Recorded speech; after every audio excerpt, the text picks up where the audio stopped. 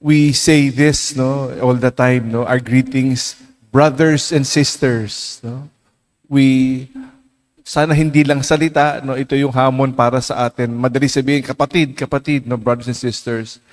But whoever acts upon that's the the reading for today is a very beautiful reminder.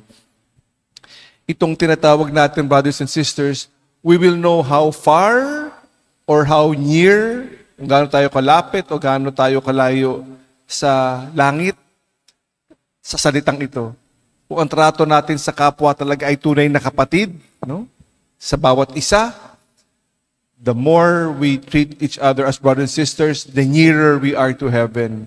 Pero kung ang trato natin, hindi ko kapatid dyan, wala akong pakialam dyan, pag wala tayong paki, napakalayo pa natin sa langit. So this is the measure in which we know who are really close to Jesus, sino malapit sa Panginoon.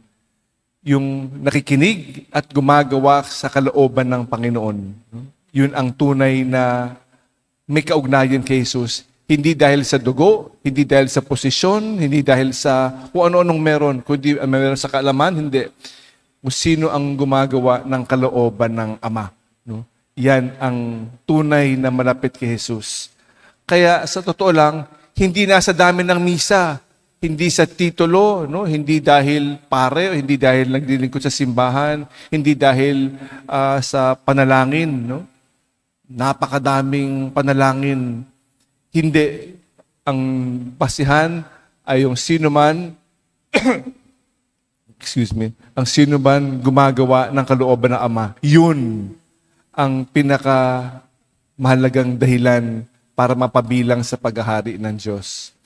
Kaya it gives us comfort, no, for those especially na, naku, ako na lang mag-isa sa lupang ibabaw. Wala akong kaugnayan, no? I am all alone in this world.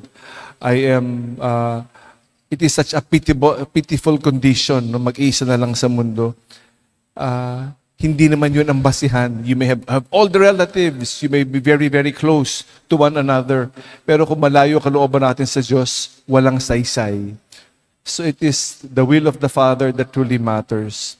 So we pray, no? We pray that we may truly be closer to heaven. No? Ang narinig natin lagi sa pag may namamatay, di ba? Ang binabasa ng Ebanghelyo, hinihiwala yung kambing at yung tupa, no? Kung kanino tayo gumagawa ng mabuti, no? I was hungry, you gave me food. I was thirsty, you gave me drink. I was in prison, you visited me. Pag ginagawa natin to, tayo'y mga tupa, no? Pero pag hindi natin to binigyan ng, you did not give me water, you did not give me drink, you did not visit me, then we will be goats. And we will be not in the kingdom of heaven.